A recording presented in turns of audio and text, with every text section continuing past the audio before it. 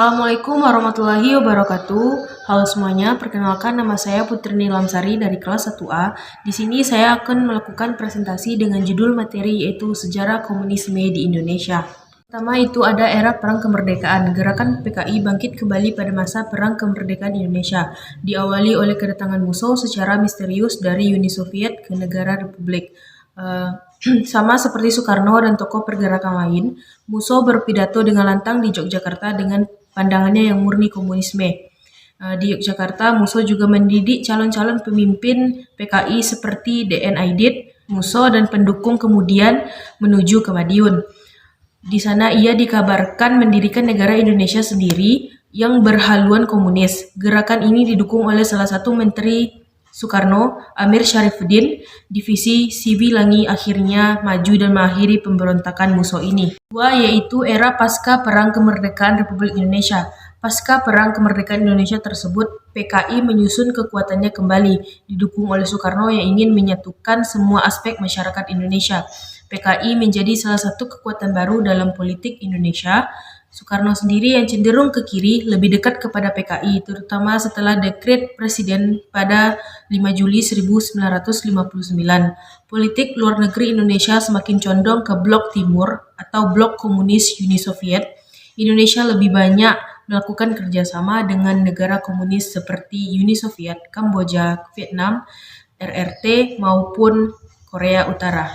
Ada beberapa langkah politik luar negeri yang dianggap kekiri-kirian yaitu antara lain, yang pertama ada Presiden Soekarno menyampaikan pandangan politik dunia yang berlawanan dengan Barat, yaitu OLDEFO, Old Established Forces, dan NEFO, New Emerging Forces. Yang kedua yaitu Indonesia membentuk poros Jakarta-Peking dan poros Jakarta Phnom Penh Hanoi Pyongyang yang membuat Indonesia terkesan ada di pihak blok timur. Yang terakhir yaitu konfrontasi dengan Malaysia yang berujung dengan keluarnya Indonesia dari PBB. Konflik dalam negeri semakin memanas dikarenakan krisis moneter dan juga terdengar desas-desus bahwa PKI dan militer yang bermusuhan akan melakukan kudeta. Militer mencurigai PKI karena mengusulkan angkatan kelima, sementara PKI mencurigai TNI hendak melakukan kudeta atas Presiden Soekarno yang sedang sakit. Tepat saat ulang tahun TNI, kecurigaan satu dengan yang lain tersebut kemudian dipercaya menjadi sebab insiden yang dikenal sebagai Gerakan 30 September. Tetapi beberapa ilmuwan menduga bahwa ini sebenarnya hanyalah konflik intern militer waktu itu. Pasca Gerakan 30 September terjadi pengambing hitaman kepada orang-orang komunis oleh pemerintahan Orde Baru. Terjadi pembersihan besar-besaran atas warga dan anggota keluarga yang dituduh komunis meskipun belum tentu kebenarannya. Diperkirakan antara 500.000 sampai 2 juta jiwa meninggal di Jawa dan Bali setelah peristiwa Gerakan 30 September.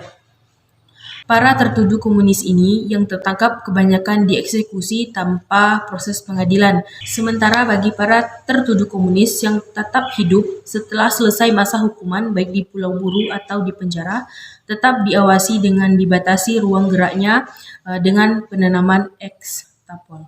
Akhir yaitu era pasca reformasi. Semenjak jatuhnya Presiden Soeharto, aktivitas kelompok-kelompok sosial Marxis dan haluan kiri lainnya secara hukum masih dilarang oleh pemerintahan, dan komunisme sendiri masuk dalam paham terlarang sebagaimana dijelaskan dalam kitab MPRS. Baiklah, dengan berakhirnya pembacaan materi tadi, berakhir pula presentasi saya pada kesempatan kali ini. Mohon maaf jika ada kesalahan dan kekurangan. Terima kasih atas partisipasinya. Saya akhiri dengan wassalamualaikum warahmatullahi wabarakatuh.